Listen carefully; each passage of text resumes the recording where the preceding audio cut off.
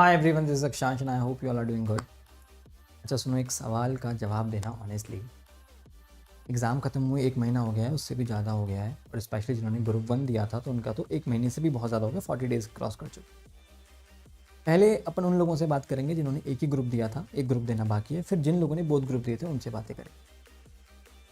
दिल पे हाथ रख के ऑनेस्टली आंसर देना कि लास्ट 1 महीने में आपने कितना प्रोडक्टिव काम किया है। मेरे को लगा देखो सेल्फ रियलाइजेशन की ज़रूरत बहुत है, तो मैं कराने आ जाता हूँ, इसलिए मैं आपके सामने आ गया। देखो, सच्चाई आपकी ये है कि लास्ट 1 महीने में आपने हार्डली 3 4 5 6 घंटे पढ़ाई की है दिन की, ठीक है। और होना ये चाहिए था कि आपको पता है कि एक ग्रुप तो फॉर श्योर देना बाकी है ही, मतलब नवंबर के अंदर, और एक ग्रुप का आपका रिजल्ट अवेटेड है। लेट्स सपोज आपने ग्रुप 1 दे दिया और ग्रुप 2 का आपका ग्रुप 2 देना बाकी है, ग्रुप 1 का रिजल्ट अवेटेड है। In spite of knowing the fact that group 1 में आप लोग फेल भी हो सकते हो। इस बार हो सकता है आपको बोथ ग्रुप देने पड़ जाएं अगले अटेम्प्ट के अंदर, और आपका जो ग्रुप 2 था, इट वाज सपोज कि आपका जो ग्रुप 2 है ना, मैं मान के चल रहा हूँ जो ग्रुप 1 है वो वाइसा वर्सा कर लेना। आपने जो ग्रुप अभी देना बाकी है ना, होना क्या चाहिए था कि रिजल्ट से पहले पहले 70 से 80% वो तैयार हो जाना चाहिए था अच्छे तरीके से। होता क्या कि सपोज करो कि आपने जो ग्रुप अपेयर कर लिया उसका रिजल्ट इन केस नेगेटिव भी आ जाता ना, तो भी कोई इंपैक्ट नहीं पड़ता, क्योंकि आपको वो रिवीजन करना रहता, और ये आप ऑलरेडी 70 से 80% प्रिपेयर कर चुके, तो ये भी रिवीजन करना रहता। अगले अटेम्प्ट में आपका फॉर श्योर निकल जाता किसी भी कीमत पे। बट हो क्या रहा है, हो ये रहा है कि आपने अभी तक ऑलरेडी जो आपको ग्रुप देना बाकी है उसका सिर्फ 25 30 40% ही पढ़ा है, और आपको पता नहीं कि आपके पहले वाले ग्रुप का क्या रिजल्ट आएगा। और मैं आपको बताऊं फिर क्या होगा इन केस, चलो मैं गंदा बोल रहा हूं लेकिन सुनना, ठीक है। इन केस अगर आपका रिजल्ट नेगेटिव आया, अब आप क्या करोगे? 8 10 दिन तो आपको रिजल्ट डाइजेस्ट करने में लग जाएंगे। फिर आपको लगेगा कि भाई साहब अभी तो ग्रुप 2 पूरा बाकी है जो आपने अभी अपेयर करना था, और ऑलरेडी आप एक ग्रुप में फेल कर चुके हो। अब आप सोचोगे कि क्या करें क्या करें, इतना मेंटल स्ट्रेस आएगा, फिर आप एकदम दौड़ने लग जाओगे, एकदम 12 13 घंटे की पढ़ाई करोगे, और आपको लगेगा यार कितनी मेहनत कर रहा हूं मैं, क्या कर रही हूं मैं, और आपके पेरेंट्स को भी ये लगेगा। और फिर क्या होगा, थोड़े दिन बाद आपको लगेगा कि यार एक ग्रुप हो पाएगा कि नहीं, बोथ ग्रुप हो पाएंगे कि नहीं हो पाएंगे, और आप फिर क्या सोचोगे कि चलो एक ग्रुप पे चल लेते हैं, एक ग्रुप पे ही चल लेते हैं। या फिर अगर आप बोथ ग्रुप भी दे दोगे ना, तो पता है क्या होगा कि आप बोथ ग्रुप अपेयर तो कर जाओगे, बट आप श्योर नहीं होंगे, और फिर वापस से आप रिजल्ट का इसी तरीके से वेट करते रहोगे, और फिर वापस से ऐसा कुछ होता रहेगा, और राउंड एंड राउंड आप इस ट्रैप में फंसते चले जाएंगे। और यही रीजन है सीए फाइनल में बार बार फेल होने का। ये सारी चीजें आपको पता है, भुगत चुके हो, स्पेशली जिनके मल्टीपल अटेम्प्ट लग चुके हैं उनको पता है, ठीक है। फिर आप बोलोगे कि यार पढ़ता तो मैं बहुत था लेकिन पता नहीं पास क्यों नहीं हुआ, ठीक है। आपके पेरेंट्स भी ये बोलेंगे। फिर इस तरह की बातें भी हो सकती है कि क्या पता मैं सीए के लिए नहीं बना हूं। अरे तुम सीए के लिए नहीं बने हो, ऐसा कुछ नहीं होता।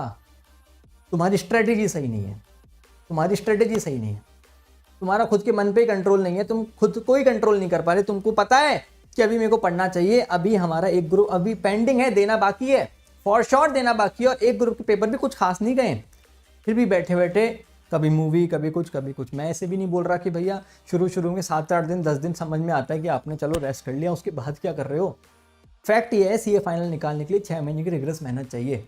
रैंकर जो निकलते हैं वैसे निकलते हैं, 4 रिवीजन चाहिए तब जाके सीए फाइनल निकलता है। तब ऐसा कोई नहीं बोल सकता कि बने या नहीं बने सीए फाइनल के लिए। और अगर तुम सीए के लिए नहीं भी बने ना, तो सीए के बाद कुछ और कर लेना, लेकिन अपनी नाकामयाबी को इस तरीके से टाल देना कि मैं तो इस चीज़ के लिए बना ही नहीं था इसलिए छोड़ दिया। ये है ना, अपने आप में तुम्हारी नाकामयाबी शो करती है। इसका मतलब देखो, तुम सीए के लिए नहीं बने, सीए बनने के बाद कुछ और कर लो, मज़ा आएगा ना। बट इस तरीके से टाल देना, खुद को सेटिस्फाई कर लेना, और फिर कुछ नहीं तो हार गए तो चलो आईसीआई को ब्लेम कर लेते हैं ना, ऑल दैट, ये नहीं चलेगा। और तुमको, तुम्हारे पेरेंट्स को भी तुम्हें लगेगा कि तुम पढ़े थे, क्योंकि रिजल्ट के बाद तुम पढ़े, बुरी तरह पढ़े, जो कि सब पढ़ते हैं। उसमें तो डिफरेंस ही क्या क्रिएट कर दिया तुमने। पढ़ना तो अभी चाहिए था ना, वो तुम पढ़ नहीं रहे। चलो जिनके बोथ ग्रुप्स हो गए उनकी बात कर लेते हैं। बोथ ग्रुप वाले क्या कर रहे हैं? बोथ ग्रुप वालों को पता है कि भैया ग्रुप 1 का पेपर अच्छा नहीं गया था, बोथ ग्रुप दे लिए, रिजल्ट के लिए वेट कर रहे हैं। एटलीस्ट कुछ सब्जेक्ट शुरू कर दो, पास हो गए तो क्या हो गया, कोई नुकसान तो हो नहीं गया। भाई गलती से अगर फेल हो गए तो सोचो कितना बर्डन आएगा, झेल नहीं पाओगे तुम। फिर से ये साइकिल रिपीट होगी, फिर से ये साइकिल रिपीट होगी, फिर से ये साइकिल रिपीट होगी। इसलिए सीए में टैलेंटेड बच्चे इस गलती के कारण रह जाते हैं।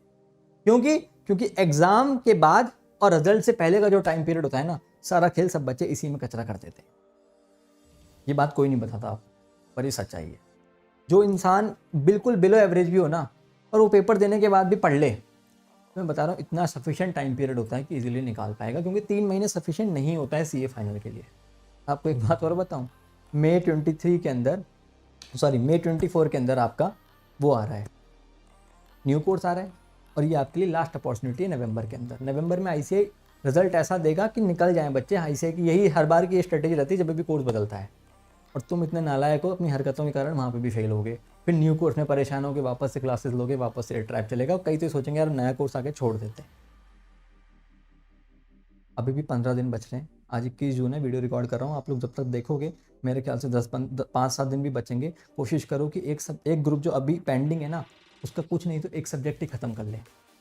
जान लगा दो अभी से, ऐसे सीए फाइनल नहीं निकलती है, ऐसे लूप में चलते जाओगे। और मैं एक बात बताऊँ, सीए का भले ही आपको प्रैक्टिकली कितना भी ज्ञान हो, आपके ऑफिस में भी एक भैया बैठते होंगे जिनको इतना ज़्यादा आता है सब कुछ, लेकिन उनसे सीए फाइनल नहीं निकल रहा है। सीए ना बनने तक आपकी वर्थ है 30,000 रुपये। उस सब काम को सीखने के बाद भी, सीए की डिग्री आने के बाद वही सब काम की वर्थ आपकी 1 लाख रुपीज़ प्लस हो जाएगी। ठीक है, तो ऑल इज़ अबाउट, जो लोग कहते हैं ना कि नहीं काम आना बहुत ज़रूरी है, काम आना बहुत ज़रूरी है, डिग्री तो बस नाम की, डिग्री बहुत ज़रूरी है। डिग्री से आपकी वर्थ 3 से 4 टाइम ज़्यादा इंक्रीज़ हो जाएगी, जो आपको एग्जिस्टिंग नॉलेज है। और जिनको एग्जिस्टिंग नॉलेज नहीं भी है ना, और जिसको बहुत ज़्यादा नॉलेज है, वो बहुत ज़्यादा नॉलेज वाला भी 30-40 हज़ार रुपये में काम कर रखा हो। जिसको नॉलेज नहीं भी है उसको भी आईसीआईसी बैंक या कोई सा भी बैंक 70-80 हज़ार रुपये तो दे देगा, just because of this degree. ठीक है, तो लोगों की बातों में ना आके खुद के बारे में सोचें, think about your family, think about your career. तो इट्स अ वेकअप कॉल, लग जाओ, जान लगा दो।